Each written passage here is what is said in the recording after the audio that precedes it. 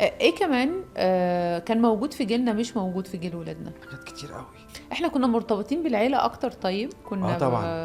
يعني كنا لا بنخاف كنا. من زعلهم، بنعمل حساب ان هم ممكن يضايقوا مننا. ايوه نقعد في آه، البيت، كنا بنقعد في كان البيت لازم يبقى فيه كتير. زيارات للعيلة لا انا زمني كنا بنقعد في البيت مم، بس طبعا في حاجات كتير قوي مختلفة عن زمان. الخروجات، طبعا. اللبس، الاتيتيود، طريقة التعامل بين الولاد والبنات، بقى الموضوع بقى عادي كده شوية. ما كانش في يعني كمية الشرب والمخدرات والحاجات دي طبعا. زمان بالشكل ده. يعني الواحد طبعا. يحاول ان هو يتأقلم مع مم، فكرة انه في حشيش وفي حاجات، مم، مم. في حاجات تانية ان بتتعمل ولادك وفي حاجات. رايحين معزومين في حفلة او في من ايفنت فضلك او والنبي بتاع، ربنا يخليك خلي وارد ان بالك يبقى ما فيه تبقاش الكحول قاعد او في يبقى حتة يكون فيه فيها فيها لبش ومش عارف ايه وبتاع. اه علشان انت لو رحت هيبقى انا وعيلتي وكله هنبقى مم. تحتيك، يعني اه فاهم.